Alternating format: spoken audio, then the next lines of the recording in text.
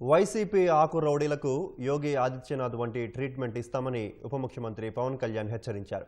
దౌర్జన్యాలకు దిగుతూ మళ్లీ వస్తామంటూ దిగజారి మాట్లాడుతున్నారని, వైసీపీ అధికారంలో ఉన్నప్పుడే బెదిరింపులకు భయపడలేదని తేల్చి చెప్పారు.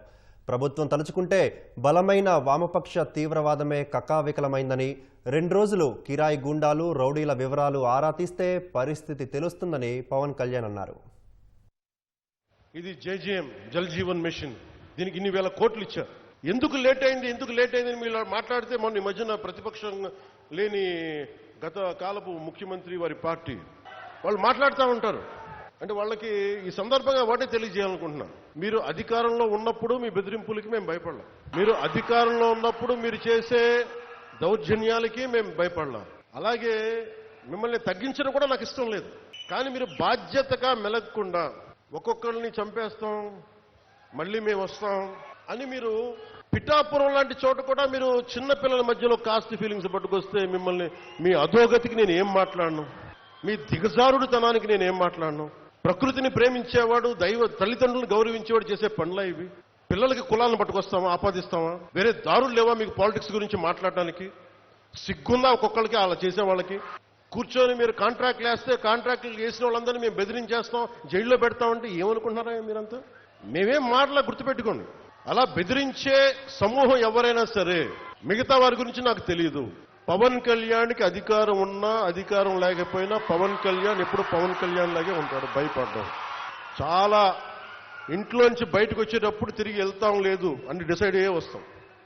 అందువల్ల మీ ఆకు రౌడీలు కానీ అలాగే చెప్తున్నారు.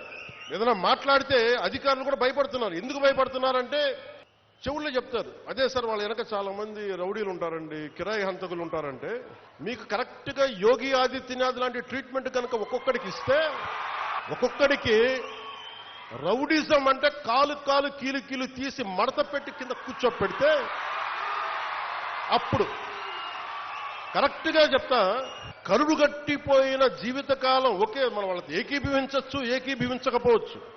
నక్సలైట్స్ తోటి, వామపక్ష తీవ్రవాదులతో మనం ఏకీభవించవచ్చు, ఏకీభవించకపోవచ్చు. అలాంటి బలమైన ఆర్గనైజేషన్నే కకావికలమైపోయిన పరిస్థితుల్లో ఉంటే ప్రభుత్వం తలుచుకుంటే, అలాంటిది ఇన్ని లక్షల మంది పోలీసుండి, ఇన్ని వందల మంది ఐపీఎస్లుండి, 1000-2000 ఉన్న డిఎస్పీలుండి, అలాంటి కిరాయి గ్యాంగుల్ని మెయింటైన్ చేసే వ్యక్తుల మీద 2 రోజులు 48 గంటలు మీ చుట్టుపక్కల ఎవరున్నారు, వాడి పేరేంటి అన్ని కనుక్కొని ఒక పొలిటికల్ నిర్ణయం తీసుకుంటే మళ్ళీ ఎప్పుడు ఇలాంటి మాటలు రారు. మీరు ఇదే చెప్తున్నాను ఇంకొకసారి. సామాజిక మాధ్యమాల్లో కానీ విదేశాల్లో కూర్చొని వాగే వాళ్లతో సహా ఇక్కడ కూర్చొని భవిష్యత్తులో మేము వస్తాం, వచ్చి మేమేం చేస్తామంటే, వచ్చినప్పుడే మీరేం పీకలేదు, ఏం మాట్లాడతారు ఇప్పుడు? అంటే ఏమనుకుంటారు? మీరు కూర్చోబెట్టి మీరు బెదిరింపులు చేస్తే భయపడతాం అనుకుంటున్నారా?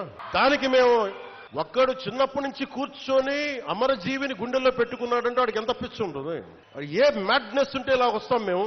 ఏ అండదండ లేకుండా పార్టీ పెట్టి ఇక్కడ దాకా వచ్చామంటే ఎంత కమిట్మెంట్ ఉండాలి నీకు సమాజం మీద, దేశం మీద, రాష్ట్రం మీద, ప్రజల మీద? పద్ధతులు మార్చుకోండి. ఒక మాట అనాలంటే అనండి, తప్పేం లేదు. డెమోక్రసీ ఇది, ప్రజాస్వామ్యం. ఖచ్చితంగా అనండి. అనటానికి కొన్ని గీతలు ఉంటాయి.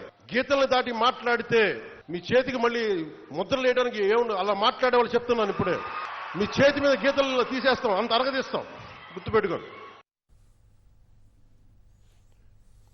రాష్ట్రానికి ప్రజలకు మంచి జరగాలనే తాను తగ్గానని పవన్ కళ్యాణ్ పునరుద్ఘాటించారు. తనకు స్వార్థం లేదని స్పష్టం చేశారు. జాతి తెలుగు ఆత్మగౌరవం అని మాట్లాడటానికి మూలకారకుడు అమరజీవి పొట్టి శ్రీరాములు గారు. దానిని మనం పెద్దల నుంచి పిన్నల దాకా ఇది గుండెల్లో పెట్టుకోవాలి. ఒక్కొక్క నాయకుడికి కులం అంటగడితే మనం కులాల సమూహంలా ఉంటాం తప్ప భారతీయులకైతే మనం ఎప్పటికీ ఉండలేం. అంబేద్కర్ గారికి కులం అంటగట్టలేం. కొంతమంది ఎక్కువ ప్రేమించవచ్చు, అది వేరే విషయం.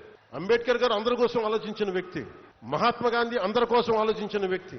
ఒక అమరజీవి పొట్టి శ్రీరాములు అందరి కోసం ఆలోచించిన వ్యక్తి.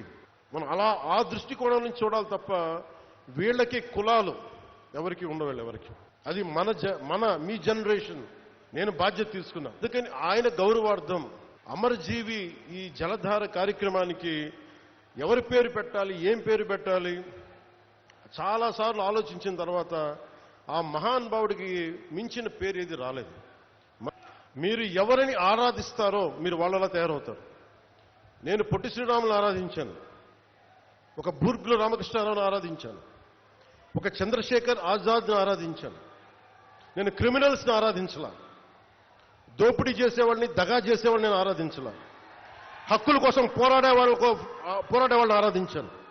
దానివల్లే నేను తగ్గి 10 సంవత్సరాలు పార్టీ పెట్టి నేను తగ్గి, సీట్ల విషయంలో తగ్గి, అందరి చేత తిట్లు తింటా, ఒకడు అమ్మేశానని ఒకడు, ఇంకా దిగజారిపోయాను ఇంకొకడు, ఎవరు మాట్లాడినా నేను తగ్గింది.